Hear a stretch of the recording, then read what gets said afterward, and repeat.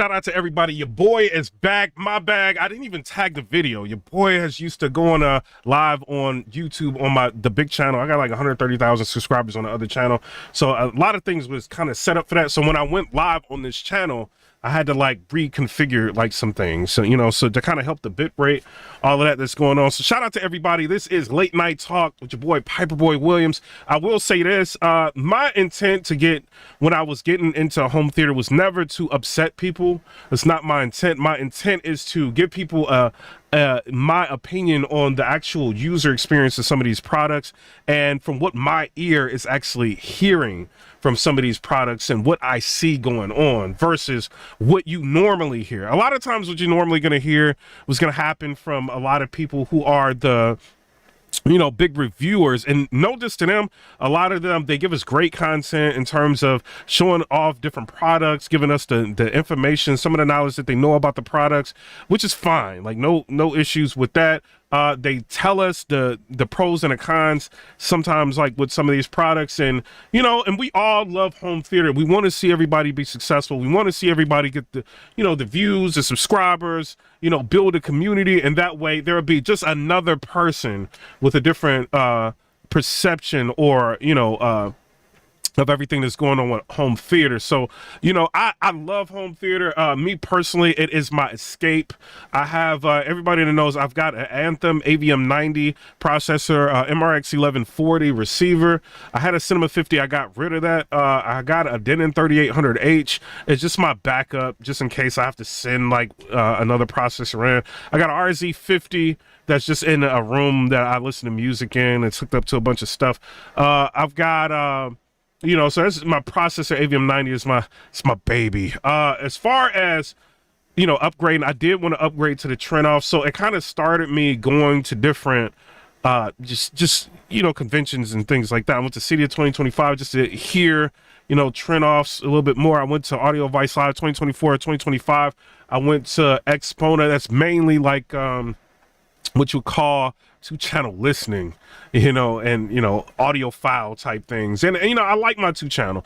And sometimes I don't want to hear, you know, big ported subwoofers. Sometimes I do want to hear sealed subwoofers. I've got both in my house.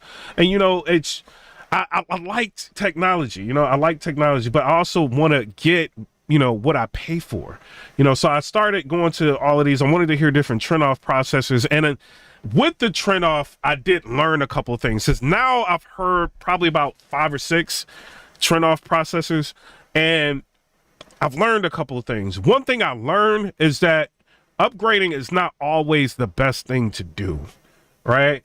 And you know, it's nothing wrong with upgrading, but you know, sometimes we get the upgrade bug.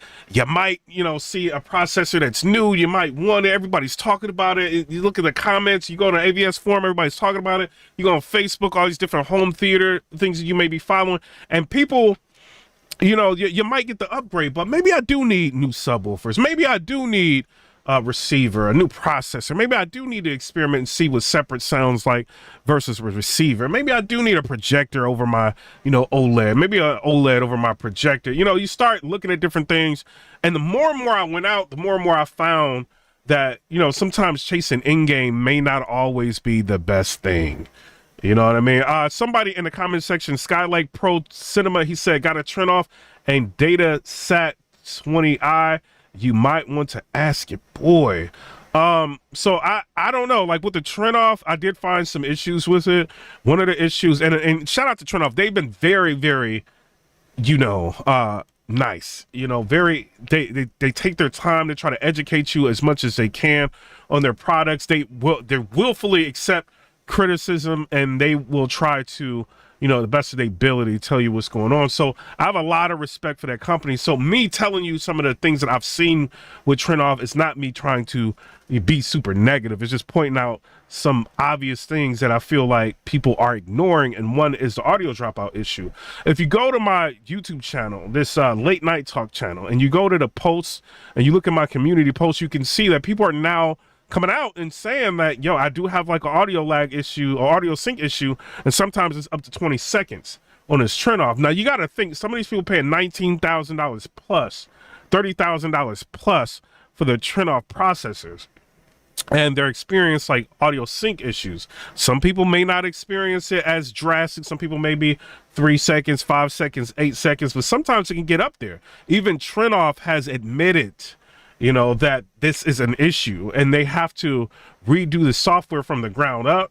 They talked about that. They said that this is definitely something that they were looking into. So they went and got engineers and they rewrote the code for the Trenoff. So in December, everybody who has a Trenoff Altitude 16, 32, they should be looking forward to an update that is going to help try to mitigate some of the problems that they have been having with the Trenoff and make the setup process a little bit less convoluted, because some people have been complaining that, setting up a Trenoff can be cumbersome.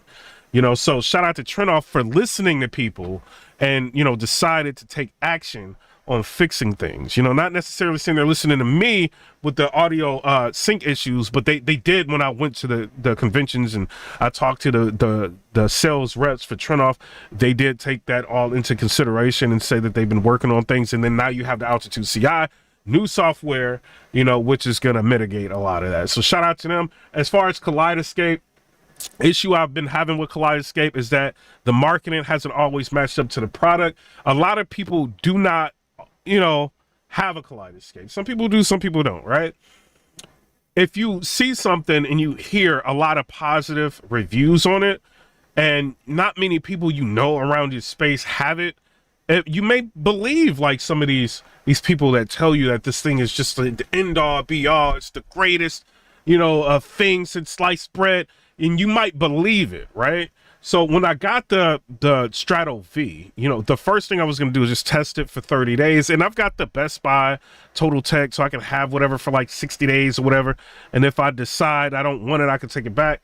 But I decided to keep it after a while. And there's reasons why I decided to keep it.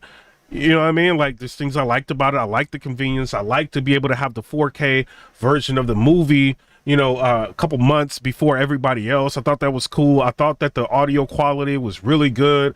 I thought that the visuals were really good. I thought it was more dynamic than my 4K Blu-ray player, my UB820, So with all of that, like, I'm like, it's a lot of positives to this, but then I started to see the drawbacks. Obviously, I kind of knew this going into it. You only can, store about 10 movies on the hard drive, of the Strato V. They kind of want you to buy a Terra server, spend more money, and, after having 10 movies, yeah, you want to download another movie, get another one on there, then it takes 10 or 15 minutes for it to download. Next thing you know, this movie is like 100 gigs of data, and then it's taking up all of your data on your internet service provider. It's positives and negatives. One of the biggest negatives that I had with it that I don't think people were talking about is that sometimes there are 4K movies that have 5.1, audio. It don't really say it, but, it will, I would say, omit the audio, right? It might say Dolby Vision or something like that. And you may think in your mind, oh, it's going to have Dolby Atmos and it's a new movie, it's going to have it. And then you download it and your processor is upmixing it to Neural X. You're like, why is this? Like, isn't this Atmos? And you go back and you look and it's not Atmos, but you can go get the disc and the disc might have Atmos. And so, I was starting to have a problem. I'm like, yo, why did I just pay $4,000+ for this thing, right? And then this thing, like, is not giving me 4K Atmos with some of these popular titles when I have the disc that has 4K Atmos. So I was starting to be a little bit concerned because these were some of the things that were being omitted from some of the reviewers that get paid to do the reviews. Some people just do the reviews. Some people may get products, and with getting products, they're not as harsh on the review, or maybe they just choose to highlight more positives than the negatives, or just give their, that's how they do it, right? And so I had an issue. I'm just like, nobody's talking about this. I got this Strato V, nobody's saying anything. So let me turn my camera on and let me say something. And that turned out to upset people, right? I went to CEDIA 2025 and immediately I'm stopped by Kaleidescape at the booth. Like, oh, well, I've been looking for you. I've been sending you emails. I've been trying to call you. And I'm like, how are you trying to call me and send me emails? Like, what is going on? I've been trying to call you because of what you've been saying about Kaleidescape and blah, blah, blah. And you mad about Kaleidescape and you saying all of this and this is not true. And I'm like, well, what's not true? Can you tell me what's not true that I'm saying? Like, what's not true? oh well, the 4K doesn't have Atmos, and I'm like, okay, well, these are the movies that I have. This is the movie that, you know, I'm having a problem that doesn't have Atmos in the 4K. And he pulls up the movies and he goes quiet. You know what I'm saying? He had all this hostility, anger, all of this because no reviewers had said anything like this. And he goes quiet. And I'm just like, hey, I'm not looking to, you know, super upset your company here. I'm looking to tell people what is going on with this product and what I'm experiencing with this product, and it's not matching what you guys are saying for the product. You know what I mean? And so he gets mad. Well, what else is the problem? And I'm like, well, and he's talking like that. As you can see, like in the video that I'm saying I'm attacked by Kaleidescape. You know, and my girl was there and she was just like, you know, and I could get straight, get a little crazy with him, you know what I mean? But, you know, I want to experience CD. I'm like, okay, he's mad, he's upset that I'm not falling in line with everybody else, right? And so I also say to him, I'm like, well, that's one of the problems that I'm having, that you have all of these movies that are supposed to be in Atmos that's not in Atmos. Well, the movie companies give us this file. It ain't like we could do nothing about it. Okay, so why don't you call the movie companies and see if the movie company can give you the 4K with the Atmos? If you're supposed to be the best experience that people can have. Well, why don't you, and what did he say? He was like, well, why don't you just hit us up and let us know in the app that the movie doesn't have Atmos? Why do I have to do that and let you know that the movie doesn't have Atmos? So I could just sit back for months and still have the movie with no Atmos?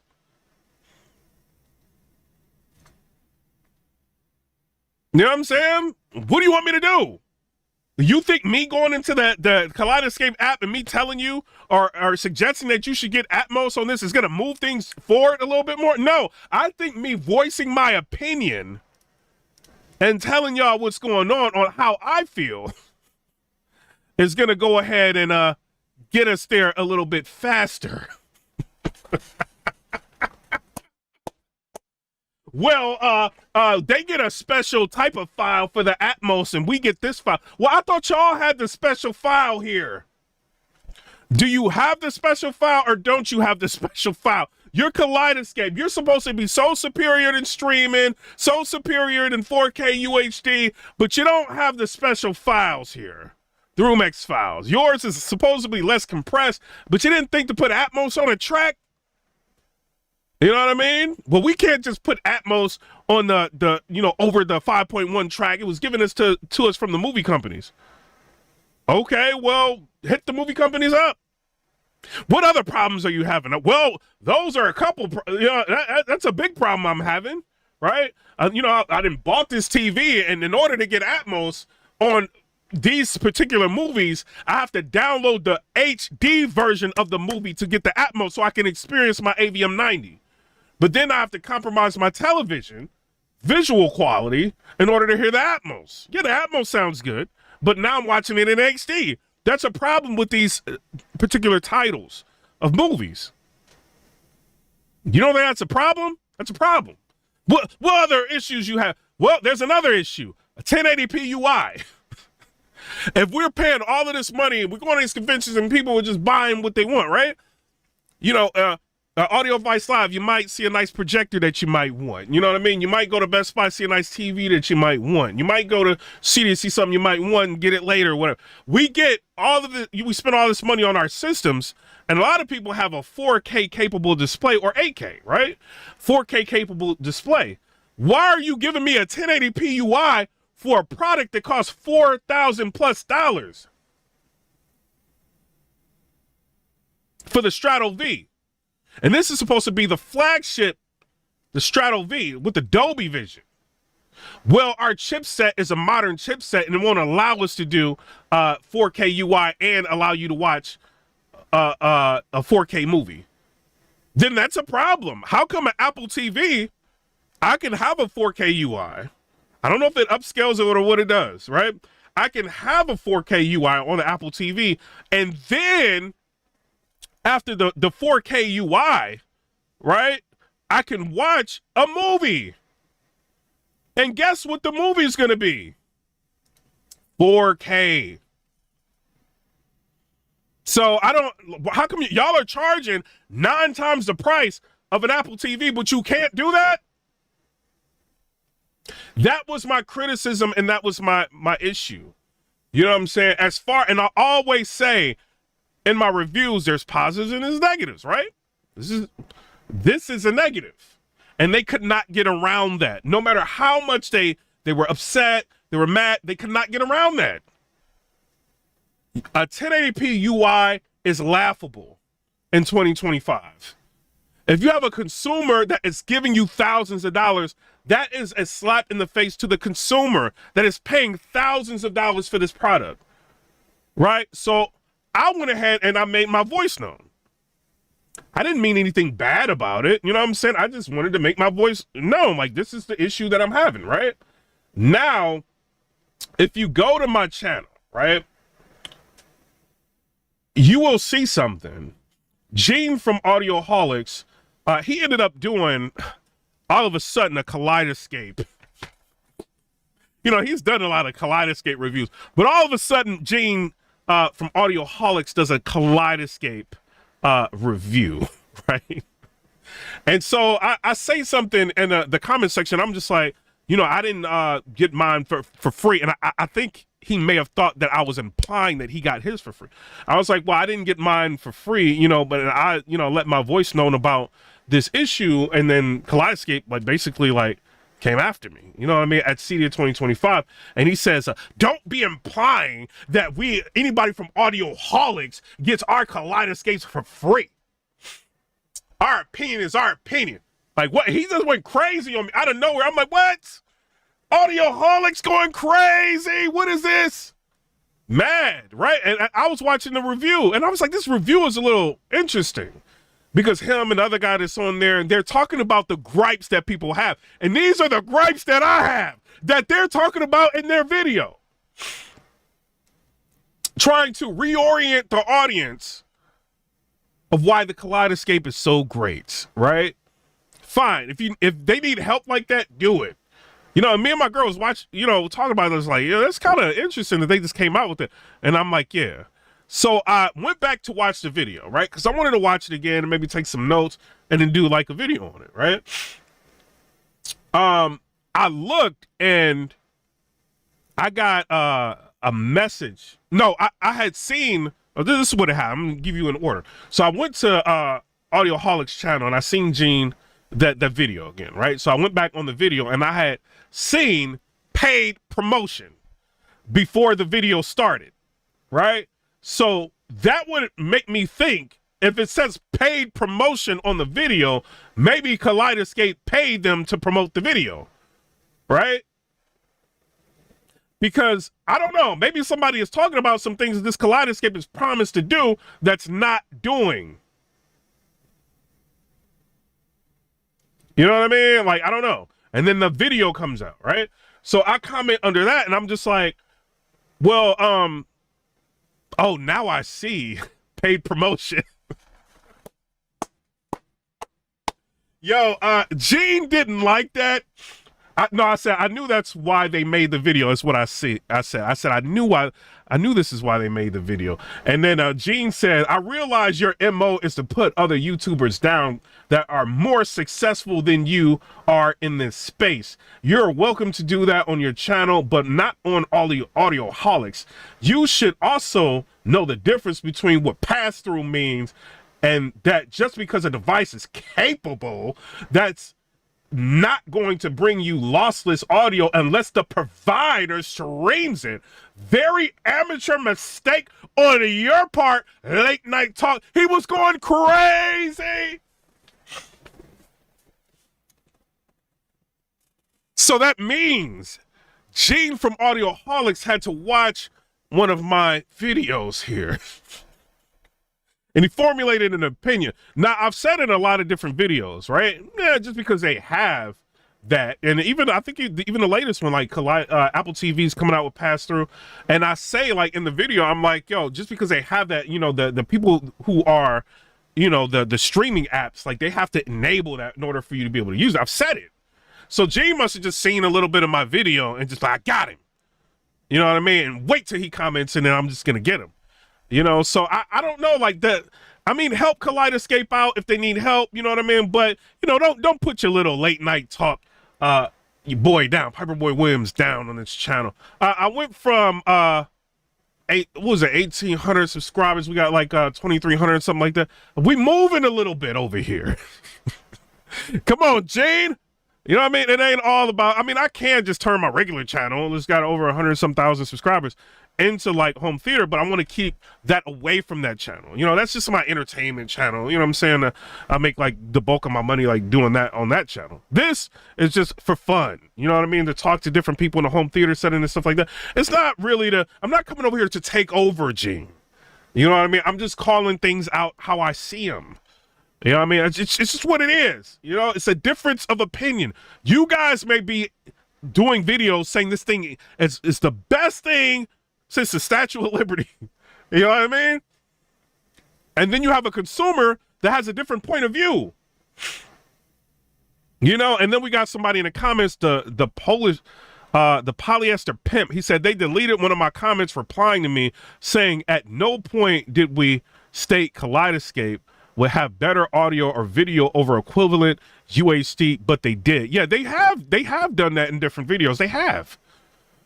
You know, when I did my research on the Kaleidescape, I'm like, if I'm gonna pay this amount of money, this better sound better than, you know, everything, right? And there was a lot of reviewers saying the audio is more dynamic than disc, right? But then Kaleidescape, they updated the website to where it's like the audio is right on par with disc, but the video quality is better than streaming, and you know, it's a little bit better than disc, but the audio is like right on par. I will say this, you know, to be real, like the audio at times is like if you're looking at Kodak for Kodak, like, right? So it's like 5.1, or I should say, let's say Dolby Atmos, right? If you're looking at Dolby Atmos on a Kaleidescape versus Dolby Atmos on a 4K UHD, Kaleidescape sounds better. Kaleidescape sounds like it's a mix of DTS:X and Atmos. So it's like the loud dynamics of that we like from DTS:X, but it's got the spatial cues of Atmos. So in my personal opinion, I do feel like the audio a lot of times is better. Even when you play Alien Romulus, right? And you're listening to it through a UB820, depending, some people got an Oppo 203. Maybe they've been sold on that. You know what I mean? I don't know, the old ones. But some people have the UB9000s, the UB820s. If you play the Alien Romulus, there's a lot of information that's not as dynamic as it is with the Kaleidescape. It's like Kaleidescape, they took all the levels and they cranked them up. That's how it feels when you're listening to some movies. And one of the movies, like I say, Brightburn, like when I give Kaleidescape the props, right? On the movie Brightburn, when what's his name? Brandon is flying through the house, he's screaming at the top of his lungs, like on the Kaleidescape. He's doing none of that on the disc.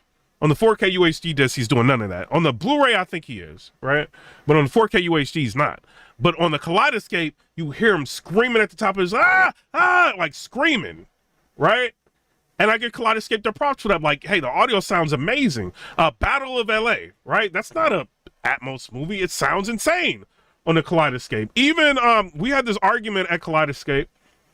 What was it? The Tomorrow War, right? Because on Amazon Prime, it's like Atmos. And on the Kaleidescape is DTS:X. Or DTS or whatever, True HD, whatever they do with it, right? But it's not Atmos on the Kaleidescape, but the Kaleidescape sounds better. You know what I mean? But if you watch it on the Amazon Prime, the spatial cues are better, right? It's Atmos, right? You still get the spatial information with the Kaleidescape, but it's, you know, it's not as focused, you know what I'm saying? Because I feel like Atmos is a little bit more focused. The what they have on the Kaleidescape is louder, right? But it's not as focused. Somebody said Kaleidescape has better sound for what it is, and some things are broken in Blu-ray line. The Tom Hanks movie when he runs a plane into the Hudson River. Ooh, yeah. But a lot of things about Kaleidescape I like. Like even when I do like 4K movie reviews, I still talk about the Kaleidescape, like, because it's becoming a problem, like with the 4K movie reviews, right? To where you know, if you want to buy and you want to collect 4K movies, the problem that you're going to start to have with that is that oftentimes, you know, discs are sold out. When the Kaleidescape, you just go in there and you could buy it. You know what I'm saying? Whatever. You just buy like the movie and it downloads and it's right there. You don't have to wait for shipping. You can get it 2 months early. It's got more data on it. You know what I'm saying? Chances are it's going to sound better. So I always say that. Like even when I talked about Disney, right? And it only got like a few hundred views. Like I haven't been on this channel like running it that long, right? But like even with that, I'm like, yo, the Kaleidescape is amazing. Like when it comes to rewatching Disney movies, or you know what I mean? I feel like it's more impactful. Even the Infinity War movie, you know, it's more information, more data. You know what I'm saying? It's like 117 gigs of data or more. You know, whereas the Disney, this is 66 gigs. I would rather watch it on the Kaleidescape. So I do give them their props, but you know, I do give them their criticisms when I feel like they need criticism. And that was one of the things that I felt like they needed criticism on. You know what I'm saying? But no diss to Kaleidescape. If you want to help them, Gene, Audioholics, go ahead and do that. I think you are one of the, you know, the best channels when it comes to breaking down a lot of audio equipment, measurements, and all of that. But a lot of times measurements don't always tell the full story. Like Pearleston speakers. I did a video on Pearleston speakers. Pearleston speakers measure very well. Very well.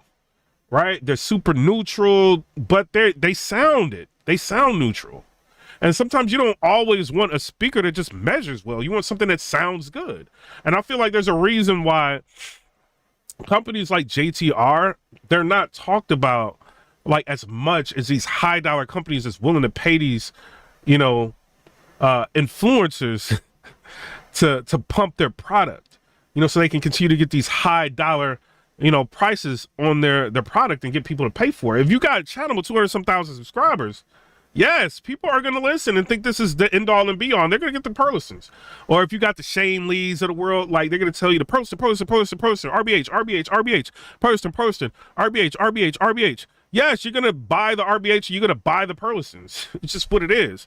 You know, but that may not always be the best, you know, solution for everything. You know what I mean? Everybody's different, but you know, some people like the Pearlestons. Every time I heard them in a different room, I was never impressed by Pearlestons, not even the subwoofers. The thing that impressed me with Pearleston is the look of the Pearlestons. You know what I'm saying? That's what I like. I love the look. If I could choose a speaker to have just sitting in my room, Pearleston's at the top of the list, because it looks good. Now when it comes to sound, no, it doesn't sound that great. And I feel like that's why when you see a lot of theater demos, they don't have Pearlestons there. You know what I mean? Or they, you know what I mean? They're using other like equipment. They're, you know, Trade-off pairing with Ascendo, or, you know what I mean? Like they pair with different companies, because I don't feel like Pearleston's going to highlight what a Trade-offs can do or what a Storm Audio can do. You know what I mean? Just my opinion. Somebody said, but on the real, Gene is legit. I think he pushed RBH onto the map. They ended up improving. I remember the old RBH. And what did I just say? I think he does some of the great, best breakdowns. I think like when it comes to, I think he's a genius when it comes to audio. I think he's a genius when it comes to marketing. You know, but sometimes marketing can outshine the realities of some products. You know, and it's not just a home theater. You like, even when you look for phones and you look at, you know, different reviewers or whatever, they're going to tell you anything. You just a lot of this is view driven. Like on my other channel, I make like 7,000 a month just on YouTube. You know what I'm saying? Like, and I have a career. So, you know, his channel's bigger than mine. My other channel's got 130,000 subscribers. He's got like 200-something thousand. He's probably making over 10,000 just in views, you know, on his channel. Plus he's got sponsorships. So if you're making that kind of money, you know what I mean, you're going to do what you got to do to make the money. You're going to just highlight the positives. And there's nothing wrong with that to a point. It's just when people, you know, are kind of getting lost in a sauce about what their experience could potentially be with these products. You know what I mean? It's all it is. Now, I do want to say, Cydia 2025, shout out to them. I ended up getting a chance to see Lumagen. Right? I've seen a lot of Mad VRs, probably about 12 Mad VR systems, like in my time of going to these different conventions. And a friend of mine's got a Mad VR. I did have a run-in with Mad VR, right? At Audio Vice Live 2025. We had a problem, right? And I was coming out of the Trade-off room or about to go into the Trade-off room that was right next to the Mad VR room. And they had a Mad VR set up and they had 2 TV screens. they were playing Harry Potter, right? Now on one of the screens, they had two screens. They had Harry Potter playing in SD, right? And so they were trying to show you the high dynamic range, right? But if you pay attention, you would see the input had switched it to SD, right? Then it switched it to 4K UHD, which had the Mad VR on it, and then it's like a completely different thing. And they're trying to say, oh, you can use the Mad VR for TVs too. And I'm like, and I'm talking to my girl and I'm like, telling her, I'm like, yeah, Mad VR is like, pretty good for like projectors and stuff, but TVs, not really so much in my opinion. And then the guy just comes out of nowhere, interjects with me and my girl talking, right? I'm not even talking to this guy. And he's like, oh, well, Mad VR has dynamic tone mapping and it's way better than anything that a TV can do. And I'm like, well, UBA 20, you can, do tone mapping or whatever. He's like, well, it's not dynamic like a Mad VR, just trying to, cause he had like customers in there and he was trying to like, and I'm like, my TV is not that TV. My TV is an LG G4. You're running like, what is that, a Sony? My TV is an LG G4. My LG G4 looks way better than this TV right here. You know what I mean? Or what he was trying to put on there. And he just couldn't accept it. And I'm like, hey man, like some people like Mad VR. Like you can have it for a projector, but I don't think it's that necessary for a television. Or if you're, if you're watching like Apple TV, I think Apple TV does a decent job. You know what I mean? I don't think it's terrible. I think it does a decent job. I think it's getting closer to 4K streaming. 4K UHD, getting close. I think it does a decent job. I don't think I would need to pay $6,000 for tone mapping that, may make a slightly different change. Like, that's crazy. Like, that's the super diminishing return. So I understand, like, his point, but I did notice that he was switching when he had an older couple there. He was switching the input from SD. He was showing the SD version of the Harry Potter, and he switched it to the HDR 4K version of the movie. And of course, it's going to look different. So the person that was sitting there with him was like, oh, yeah, that looks amazing. And I didn't want to say anything because it wasn't my place, but I'm just looking. And I told my girl, I'm like, do you notice that they're switching the input and showing you like SD version and 4K that's completely different? And he's trying to show you what something looks like without a Mad VR and something with Mad VR. And so that was like the issue that I had with them. Like, you know what I mean? But all in all, like a lot of Mad VR systems that I see on some of these projectors, they make the projectors look better, a lot of them. I think projectors, I wouldn't say it's necessary, but it's definitely a needed accessory if you have a projector Mad VR. Now, like I said, I've seen tons of, probably 15 Mad VRs. As far as Lumagen, CEDIA 2025 was my first time seeing Lumagen. I was impressed. I think Lumagen, they can do like 120 hertz refresh rate, even if you're gaming. I think it's like low latency with gaming and stuff like that. It looked really good. But I think the Lumagen, like when it was connected to, I think it was CEDIA 2025. I think the Lumagen was connected to a Trenoff, and it had like a lot of like audio sync issues. And I don't know. When I talked to Trenoff in the Trenoff room, they said a lot of that is because when if you're using a Kaleidescape, for instance, when the UI is on 1080p, it like everything goes through another handshake cycle, and you show the 1080p, and then when it switches to 4K, it goes through another handshake cycle, and then that is the audio sync issues that it has when you're running a Kaleidescape. So I mean, there was some serious delay going on, like when the Lumagen was connected to the projector and everything. But as far as the audio of the Trenoff was decent. The Lumagen, the video quality of that projector looked great. Looked really good. And I can't remember what projector it was, but the Lumagen, like it was bright. You know what I mean? It was, somebody says Mad VR, that rep was not the not like the Kaleidescape. I got a feeling like when everybody was around, they didn't like your boy. Kaleidescape, it was just that guy. I think he saw that I noticed them switching the inputs. It was like a little scam that they was doing. You know what I mean? Like home theater can be interesting at times, you know. But I noticed that and talked about some things, and I didn't think it was necessary for TVs, and he got mad. But I don't think Mad VR has a problem, you know, with me. But I do feel like Mad VR is a good product. I just don't think it's necessary for some TVs unless you got a bad TV, you know. But the Lumagen, I will say, like, out of all screens I've seen with a Mad VR, the best, I think it was like a NZ something. JVC was the top of the line last year that came out with a laser one, NZ 900 something crazy they had. It was in an Anthem room, and that screen just, I mean, that projector was insane. I think they may have had a Mad VR hooked up to it, but you know, even my friend, he's got a Mad VR, and his projector looks really good, you know. But that Lumagen, I felt like, and I don't know how much they cost, the Lumagens. You know, I don't know if they're like more expensive. They try to hide the price on their website. It's probably like crazy expensive. You probably have to just go through a dealer to get it. But I thought it was better in some ways, but worse in some ways, right? So like when you look at something that's super bright, it's supposed to be bright on the screen. Like if you're looking at a knight or something like that with like his armor and he's got gold, you know, plates or something, the gold plate is gonna just super shine and like overtake everything with the Lumagen, right? And it looks really good, like super bright, dynamic, all of that. Like, I'm just giving you an example if it was something like that.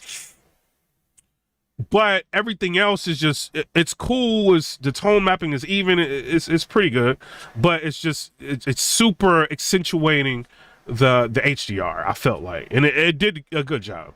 Whereas the Mad VR, I feel like the Mad VR is a cleaner experience across the board. I feel like the brights are bright, but not too bright on the Mad VR, like on their systems.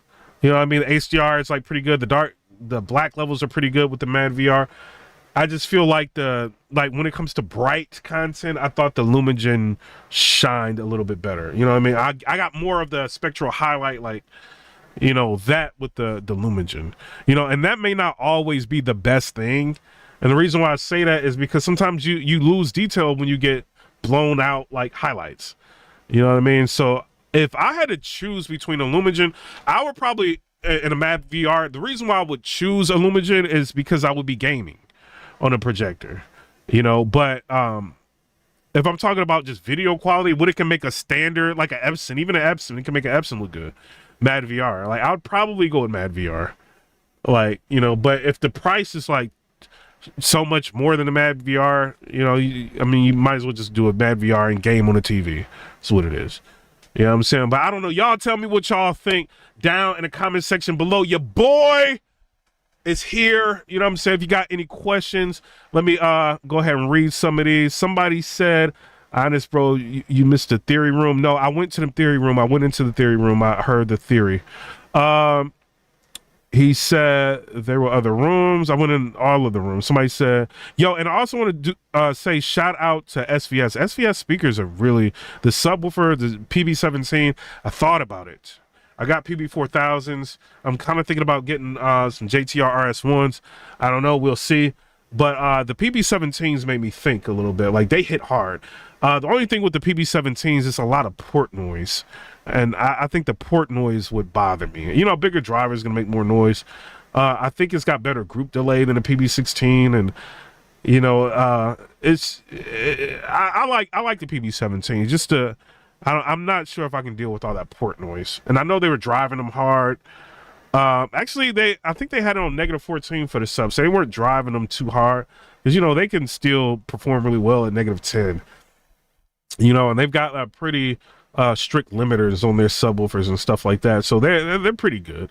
But I am thinking about the PB17. But if I'm going to pay $3,000 for, you know, $6,000, close to $6,000 for 2 subs, it makes me start thinking about the RS1s. Because they had a room, it had the Lindorf Steinway in there. And they had the Lindorf speakers in there. And they had a bunch of sealed subs. And I'm not that big of a fan of sealed subs. And I know a lot of people, like some 8 in here, said he prefers sealed subs. I like ported, I like output. But the way those subs sounded in the Lindorf room, when they played F1, oh man, it was amazing. It was amazing. Amazing. You know, it was just like the subs kept up with everything. There was no lag, nothing, and I was just like, I want to experience this at home again, go back to sealed, and that makes me want to get like the RS1s. And I've talked to somebody from Audioholics at CD, and I asked them like the difference between the PB17 and the RS1s, like which one's gonna give you a perceived like deeper extension, and the guy said the RS1s would, you know what I mean? So I'm kind of thinking of the RS1s. Your boy might get those, I don't know, but I do like those PB17. So if SVS offers me something good, my PB17s are in mint condition. If they offer me a decent price, I'll probably just get the PB17s. It'd be easier. But if I can sell them, my PB4000s, I would probably just get the go ahead and get the JTR RS1s. I'm just a little bit skeptical of the customer service here because I don't know anything about Jeff. I did meet him at Audio Vice Live 2025. No disrespect to him. I did meet him, but I don't know him. You see what I'm saying? So I don't know whether or not the customer service is going to be that good if I have an issue. But the people who do have JTRs, I did see some people on YouTube complain about, I think one guy, he had a leaky driver on his JTR, and he was complaining about that. And they did say that the JTR was very easy. They just shipped out like a new driver for him, like at no cost or something like that, and it was like pretty easy to deal with them. So I don't know, we'll see. But I also don't want to just go off of Youthman. Like, shout out to Youthman, no diss to Youthman, I rock with you. He was gonna let me be his plus one if we couldn't get into the city of 2025. So never, no disrespect to him, but he talks about JTRs all the time, and obviously I think he's like a dealer for him. So it's one thing just to go off of his opinion. You want to hear things. I was very, very surprised with how good the JTRs sounded at Audio Vice Live 2025. They didn't have the RS1s. They had a smaller 12-inch version, but they were really good. I know Youthman's got the RS2s. He said I can come over and listen to them, but the RS2s, it's too big. I want to, but I think he said that he may have some RS1s he could hook up. So me and my girl, we're thinking about going to Florida next month.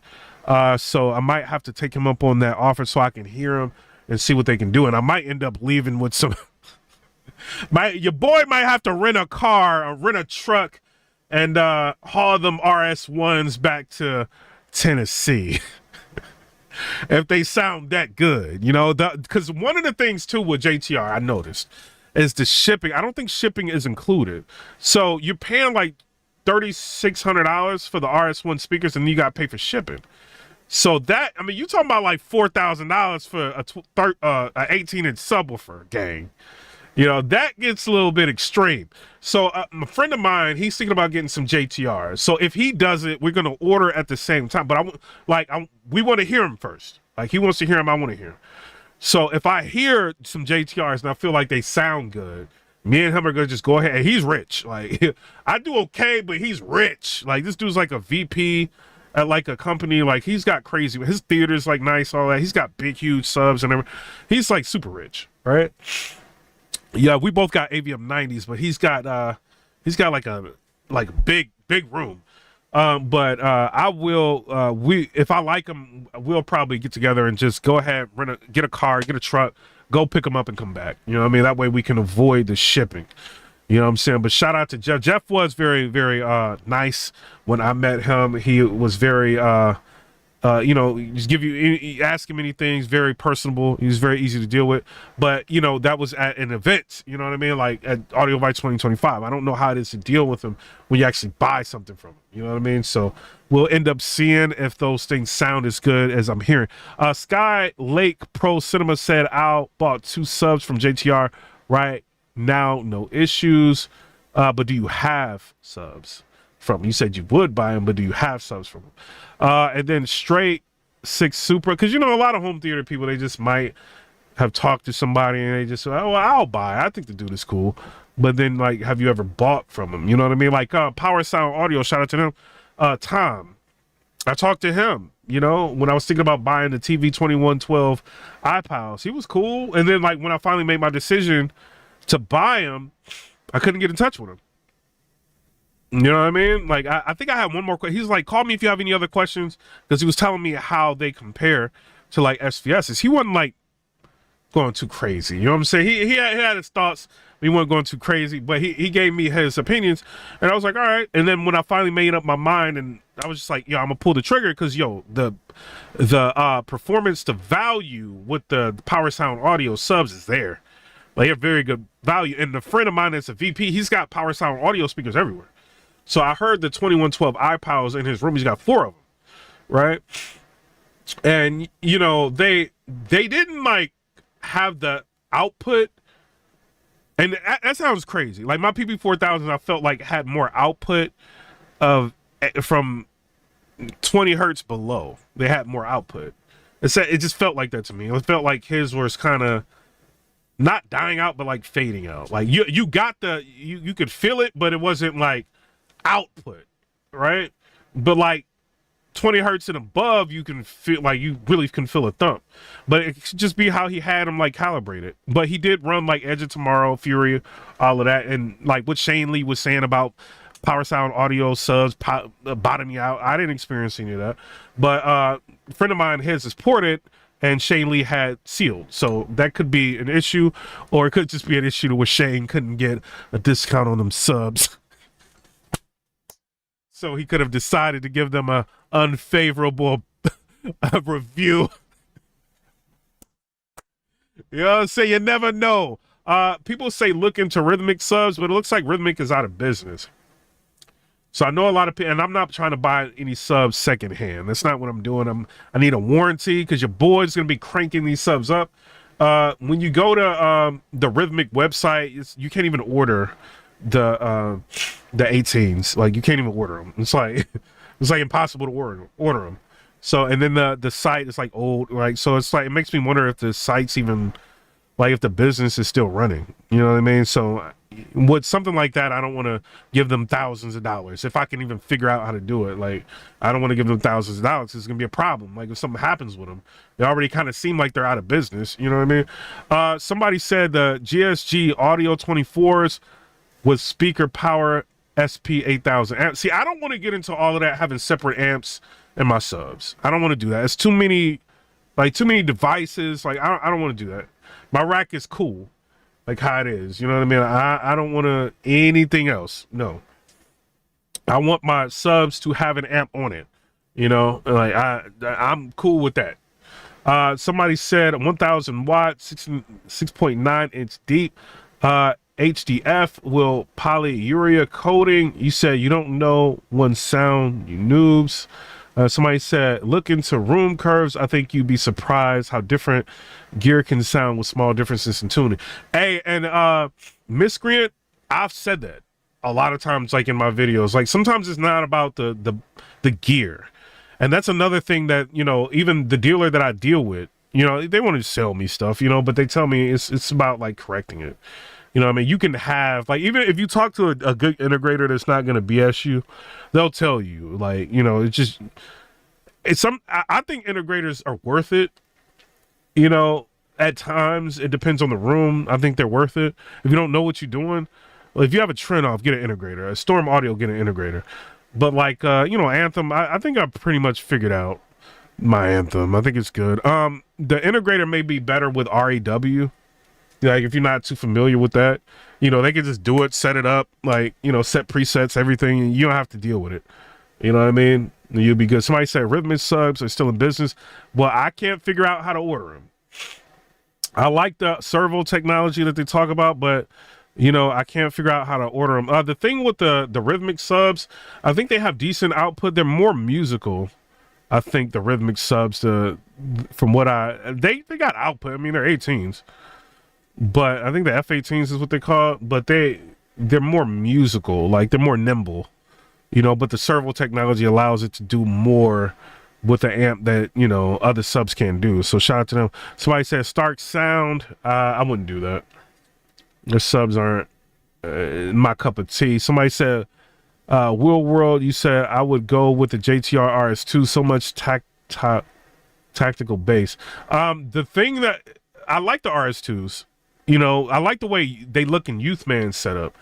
In my house, I don't think they would look good. You know what I mean? I think it's too much. I think the RS1s, I could hide them. You know what I mean? Like, you know, I don't have to look at them like that.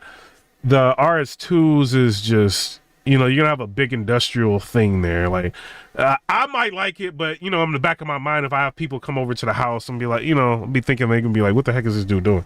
And sometimes you can do too much with subs, you know what I mean? Like, and you're not always gonna crank it up like that because you want to preserve your hearing. What are they called? Deep Sea Marina subs? I saw those. They look like competitors to the RS1s. They got a really good driver and they actually look decent. I think they're called the Marina subs. They look good. They got 18s and they extend low. You know, so I was Deep Sea Marina or something like that. I thought about those, but they're priced way more than JTRs, but they look better. You know, so you're paying for the aesthetics too. But the RS1 seemed like the sweet spot. Somebody said, get RS1 now before they go up in price. You could always find somebody slipping. Somebody might need to sell on AVS Forum. But if I get wind that they might up their price, I don't know. I might just get them and hold on to them and then try to sell my PB 4000s.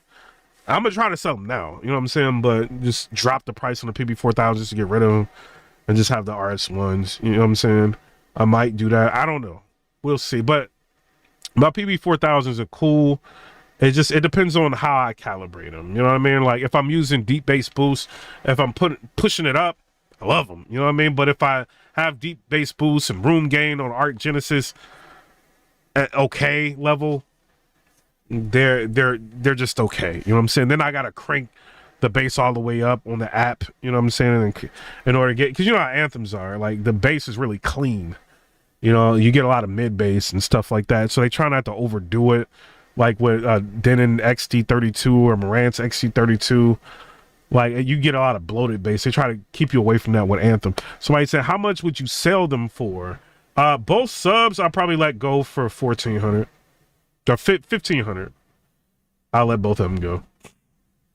1,600. Let both of them go. Just get rid of them. They're in. I think they'll go for that because they're in mint condition. I mean, like one PB 4000, you're gonna pay like you know what I mean. Used, you're probably gonna pay 1,400. You can get two of them, mint condition, no problems with them. Somebody said speaker power is good. I heard about speaker power. I listen to speaker power. They were okay. Somebody said tone winner. I don't like the way tone winners look. They've got the 15s and 18s look beastly with tone winner, but I just don't like the way they look. Like a lot of it with home theater is aesthetics. I don't have a spot to hide the speaker, the subwoofer. You know what I mean? Like I'm gonna see it. Like one of them is hidden, the other one, like the PB 4000 is kind of like visible, but it looks good. You know what I mean? I think SVS does a really good job with the aesthetics of their subs. I don't really like what SVS is doing with the grills on the new ones. I'm not sure if I think they're getting away from the metal grills. I love the metal grill on my PB 4000. It looks so good. You know what I mean? But I think they're getting away from that. Somebody said tone winner will get its butt kicked. Somebody said creating theater modes on Trinoff 32 versus Storm Audio 32, Altitude 32 seems now a bit easier, quicker. So at first, now I have a bit hands-on with it. The new software is gonna be really easy. You know, the cool thing about Trinoff, what they're doing, and I think I might do a video about that. I think I have a video of him showing me it. When they're calibrating it, you know how like with, you know how they usually want you to do 8 to 10 positions of calibration, like with different softwares and stuff, you know what I mean? Whether I use a Direct Live or Arc Genesis, whatever, I do a whole bunch of positions with. With the Trinoff, the new software, you don't have to do that. You do one position, and you're done. And it's like that. So they can streamline it to where it's just like it's quick for the integrator. Come in, just do it, be done. You know, if you pay for like the new Trinoff software, you can do all that stuff yourself. Skylake said on the amps and subs for sure tone winner dying. Somebody said Pearliston R18s. Those R18s look beautiful. The D2 15 They look beautiful as well. Perliston makes some very nice looking speakers. In person, the Perlistons look beastly, but I don't think they have that much power output. Because every time I heard them, I'm like, yeah, they were just real light.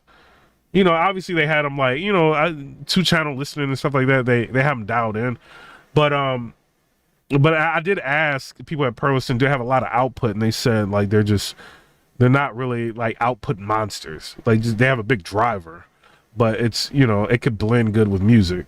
But yeah, the Perliston, like the look of them when I seen them, Perlistons to me look better than everything. I think the Perlistons and the Perliston, like their subs look better than every sub I've ever seen. You know what I mean? So it's not all about looks. Somebody said Perliston 18 good, but you can say exactly. Unfinished Business said the Perliston have a 3K 3000 watt. Yeah, but he said, I mean, the guy said at Audioholics Live a couple times, he said they're not like output monsters. And then if you look at I mean, they're not known to go like real low. I mean, they just got an 18-inch driver. It's got to have some power with it. You know what I mean? But I've never, like, the way they have them dial, like, I haven't heard them get, like, crazy. But, you know, I don't have them in my own room. But Perliston is something you would get just to look at. Like, you know, these things are beautiful. You know? You said, like, a lot of money. You said you want your amp not in the sub box. No, yeah, I know a lot of people feel that way, but I like everything just easier in the box. You know what I'm saying? Just put it all together. Somebody said Andy and the cats I have external audio mixer can use up to 24 microphones placed around the room. Have to understand how sound pink noise works. It goes everywhere in the room, and single mic, no. 24 mics, yes. Yeah, but turn off, you can do it now with one mic. One mic, one position. You know, so it's one mic, one position. You get phantom power from the Altitude CI. Also, the hard drive is built into the microphone, so everything is just seamless. But yeah, it's just one position. You don't have to do like 8 to 10 positions with the Trino. You said I'm big on passive, and it's the only way to go. I've heard a lot of passive. I mean, they were good. It's just I don't want the headache. Unfinished Business said, look at Seasoned Sound. They look good. I haven't seen them. Somebody said amps with the sub is big no for the pros. I mean, you could say that, but I know a lot of pro people that have amps built into the subs. Like I mean, I know, like if you know my other YouTube channel, you know I know celebrities. Like I know real, like 50 Cent was just following me. Like what was like last year, like people like that. Like I know like a lot of like celebrities. So I didn't go to his house or nothing, but like a lot of other like people like I know like what they have. Like a lot of these guys have like their amps are built in. But no, I understand what you're saying. Like I've seen some people that they do like to have Crosons and all of that stuff separated. You said don't worry about them. I'm here. So I don't know, man. Y'all tell me what y'all think in the comment section below. I'm about to go get something to eat. I kept y'all long enough. I appreciate everybody for tuning in. And shout out to all the integrators out there. I know y'all have a crazy job. You know what I mean? Shout out to all of y'all. And also a lot of reviewers. If you're keeping it real, shout out to you. If you're doing it for a check, your boy might stop watching you. You know what I'm saying? Andy and my cat said sound bass travels underneath the sets, behind the seats, in front. Got use multi mics. I think Trenoff new software firmware for Altitude 1632 is 2026. No, they told me it's December. It's coming out in December. Devastator 24 said look at Seaton Audio. I want a company with good customer service. But I do feel like the 13-inch drivers are straight. Like they hit a little bit too quick and hard with the PB4000s if I have them turned up. And, you know, my eardrums, like I don't like that. You know, with the 17s is bigger, you know, displacement, pushes more air. I think it'll be, yeah, you're still going to get the pressure, but it's going to be a little bit better. Because when I was sitting there listening to PB17s, like they were turned up, but they sounded really good. I didn't get fatigued. My PB4000s fatigued me after a little while, depending on how I have them set. Somebody said December is near to 2026. by a few weeks. Yeah, I mean, but he said it's coming out in December. Unfinished Business said there's not a lot of subs that look good that have high performance. Exactly. And I don't think the Perlistons. I think they look good, but but them JTRs, 12-inch JTRs. I mean, they were rocking, bro. They sound like way better than any Perliston I've heard, but that's not what Perliston's about. You know what I'm saying? But shout out to Perliston, shout out to everybody. I'm out. Come and subscribe. Let me know what y'all think about